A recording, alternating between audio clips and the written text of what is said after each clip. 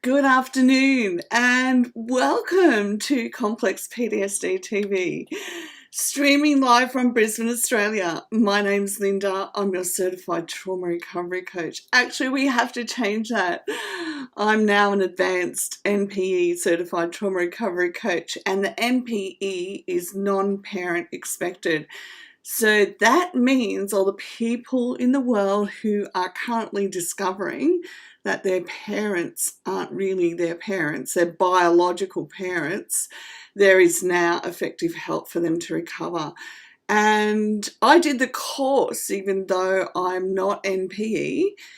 However, I felt drawn to do the course, and the amount of synchronicity that happened in there in regards to the information we need for the abandonment wound was just mind-blowing.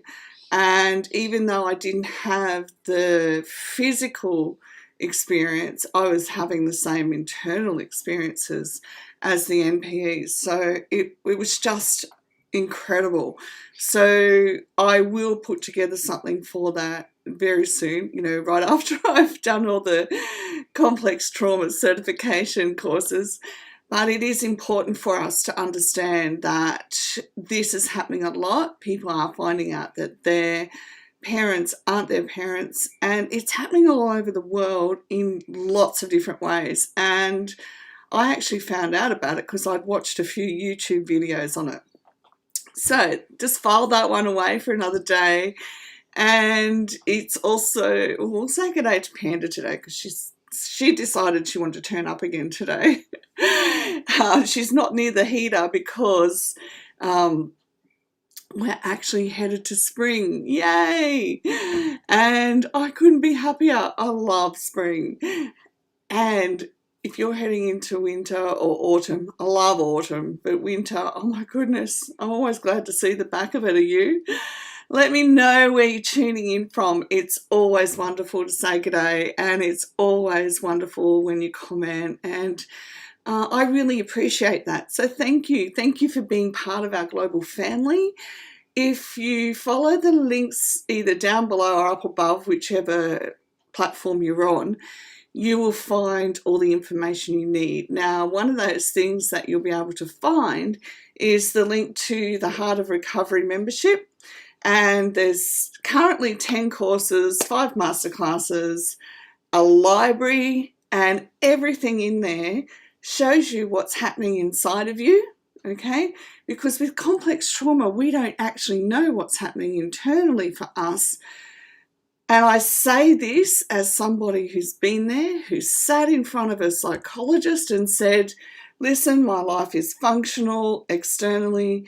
I'm a wife, I'm a mum of 3. I've written my own course. I teach other people how to go within. And why is there something wrong with my life? I know there is something wrong internally, and I just don't know what it is. So, we're looking at, we're headed to about 18 years ago that happened. And now I've managed to put together, from the neuroscience perspective, all the stuff that happens within us bit by bit. And because I know that we're all different, we can all take the information to either a trauma recovery coach or to a therapist or a counsellor or any mental health professional and say, hey, this is my next step. This is the work that I'm working on, and I want to go through it with you. And when you do that, it helps you have the emotional safe connection that you need to be able to process what's happening internally, because complex trauma happened in the context of a relationship. So in the context of a healthy relationship with a professional, then we go, okay, now I can see what's happening internally, and now I can begin to validate myself. I can begin to work with it. I can begin to create new structures and strategies that are individual for me, not the rest of the world. And I can begin to effectively recover in a time-effective manner, okay? Now, if there was one thing that I would give, is to have all this information so that I didn't have to spend so many years not knowing what was happening internally for me. Now, Sorry, I didn't actually mean to say all of that today. But yeah, just when you're ready, and I can't actually emphasize this enough, there is no use you joining up to the Heart of Recovery membership if you're not ready to begin exploring what's happening for you internally and what's stopping you from living a healthy life. Okay? It just doesn't work for you. We've got to be ready to grab the bull by the horns and say, damn it, I want my life. And I know I have to say that. Even now, I got massively triggered last week. My brain went offline, and I am going to record, hopefully today or tomorrow, what's happening in our brain so that you can recover from that as well. And it's like, damn it, I have to grab on the bull by the horns again, and I have to say, right, back into my routine, because when the brain gets triggered, the dissociation is so powerful. Remember, the brain's trying to keep us safe, okay? But now that we're adults, it's like, seriously, do I have to keep going back to this? But we do until our brain is healed.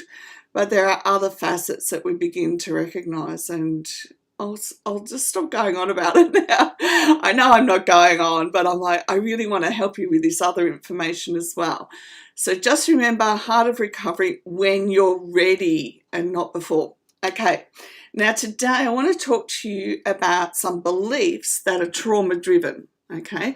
So they're beliefs that we have, and they're driven by trauma, and until we understand they're driven by trauma, it makes it really hard to do something about them, because we believe these beliefs are part of who we are, and we can find ourselves saying, oh, well, that's just who I am. Well, no.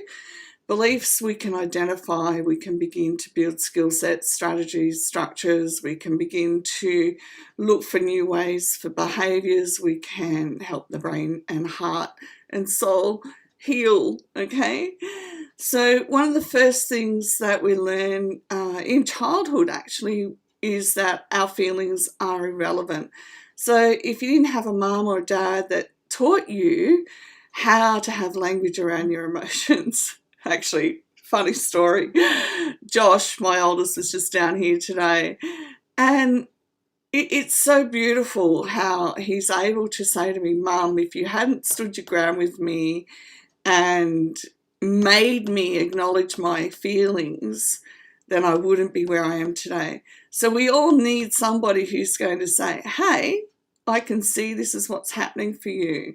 Let's get to this. And now him and I laugh, but his teenage years were like, am I ever going to get through this? But I never gave up on him, and that's what our kids need. They need to know that we as parents are never going to give up on them. Yes, we have to have healthy boundaries. We absolutely do have to model healthy boundaries and be able to say, I'm not going to let you treat me like that, you know? And we have been through those journeys. However, in the fact that we accept them and their journey for their journey, we stop being codependent and say they have to be willing to learn that their behaviour has consequences, okay? Now, one of the things that's also important with our kids is that we're able to say, now this is for Josh and his dad. His dad is deceased. But we're aware that his dad had some unhealthy coping mechanisms. And today he said to me, Mum, I could see that Dad never wanted to change. He said, so I'm struggling with changing, but I'm going to take my next step forward to break free of that habit that's handed down to me. And you know what? It's so liberating giving our children that information and that passion and that benefit of saying, hey, I've had really unhealthy things in my life, and I have, but my kids are used to me saying, oh, yep, that's me, I'm sorry, and I'm going to change that, and I do. But to be able to say about other people in their life and go, I can see that's been handed down to me, and I don't want to be that way, I don't want that to be part of my life, but not blame the other person, just be going, right, now I'm an adult now, I want to do something about that. And sorry, bit emotional to have him do that, because when Josh was 4, I had a teacher say to me that he'd spend the rest of his life in special education. And I, as his mum, fought for him and just said that's just not going to happen. And it's not because there was anything wrong with special education at all right? We actually used their services on and off throughout the years. What it was is I wasn't going to let him frame my son as somebody who can't get help. And that just like ignited my mother. Mama Bear, like, we're going to do this, we're going to make life happen, we can do this. And it's about working towards a good quality of life, okay? Anyhow, so I obviously don't have the next trauma-driven response, which is we don't talk about how we feel, but I can guarantee you I used to have that. I used to have it in that I used to not talk, but once I started talking, I would talk about how I feel, but then I didn't realise I was talking about how I feel to the wrong person because they wouldn't listen. So we've got to manage that trauma response by saying, okay, I have that trauma response, I'm going to start talking, but am I talking or communicating with somebody who's actually willing to listen and grow together? All right, we've got to be wise about how we're balancing that. We can have a trauma response of that we don't trust anyone.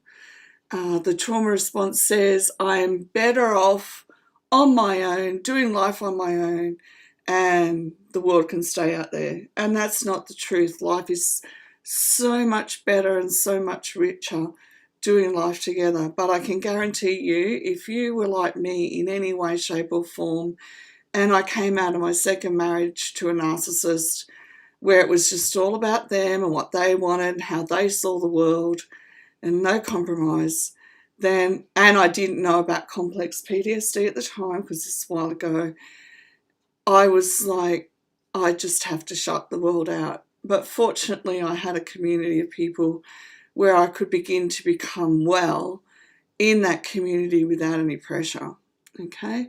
We can have a belief that we will never survive on our own. And I can guarantee you, if you have that belief and you do work with a trauma specialist of any nature, you will come through that. You won't have to live feeling like that the rest of your life. I've just brought a client through who I found out today, and I'm so proud of her. She had to leave a narcissistic marriage, and her heart's desire has been all her life to own her own home, and she's just signed the contracts. Her offer's been accepted. So I know you watch, and I'm so proud of you, okay? It's still a journey with the trauma responses, but you know what? Knowing that we can do life and have a healthy life that increases in quality and quantity as we heal and recover is just priceless as well. So well done. I'm so proud of her. I'm yet to have my own home, but work in progress here. We can believe that we are selfish if we spend money on ourselves, and I definitely did that as a mum. I had to learn to budget, that there was money for me to spend if I needed it on me as well. And so it's not about blowing a budget, it's about developing a budget and saying, right, now this much is for me. So now what I do is I save up that budget for me, and I'll do things like go and get my hair done, because I like to have my hair done by someone else. And I save up that money for anything else that I may need as well. So budget and have that money knowing that you can spend it, and become a saver. Look, being a saver is a godsend. I tell you, I'm so glad that I'm a saver. Yeah, we won't go any more into that financial side today. When we're having a trauma response, we'll run around taking care of everyone else but ourselves, and we will also forget about having healthy boundaries. And I definitely am still a work in progress when it comes to having healthy boundaries. And it's challenging in my line of work too, because we know we can help people, but we've got to remember without the healthy boundaries, they won't help themselves. And they're an adult and they have to be willing to help themselves, and they have to be willing to have or learn how to have conversations instead of just having an automatic trauma response, okay? One other thing that we definitely need to do is learn to trust our decision-making process. Now, we may come out of relationships and feel that we can't trust, but in learning to trust, we are then able to make really good decisions as well, okay? It's important that we recognize that side of it. When I recognized that I couldn't trust my own decision-making process, that was the moment I sat down and went, right, I've got to sort out what is trust. How do I trust? How do I go about it? And so on. Asking vital questions. We can believe that it's our role in life to take care of other people, and that's a trauma response, especially if we've come out of families where we had to deny ourselves in order to believe that they loved us. That's a very real thing that happens. And we can believe that we're not supposed to have fun. I've been so serious all my life. But the good thing is, the plus side of that is that we are responsible people. We come out of that life being really responsible. So then we have to be willing to step back and do the other side, which is have fun. I can honestly say I'm challenged to do that, but I keep trying and working on it because I love my work so much. But I need to start making a bigger effort now. So tomorrow, shock horror, I'm actually going to a business meeting about sexual abuse, and I'm really proud of myself because I actually shifted another appointment to go to the business meeting, got new business cards printed up, and this is my step out into the business world, out into my local community. So y'all know, who've been here for a while, I work globally with people. But this is about going, okay, I'm going to step out into the world around, physical world around me as well. I mean, I love working globally. It is my joy working with people literally all over this world. But I know that I also need to go and step into the local community too. So if you're like me and you're terrified, we're going to do it terrified together. Okay? All right. So I hope that's helped with some trauma beliefs that you can look at. Write them down, the ones that stood out for you, even if it's only, just do 3, all right? 2 is good enough, all right? 2 is good enough. And just begin to take it one step at a time about building new skill sets and strategies into what you need in that particular area for your life. Just one day at a time, one step at a time. Thanks for joining in. Remember to say g'day, and remember to put the Heart of Recovery membership on your list when you're ready. Okay, bye for now.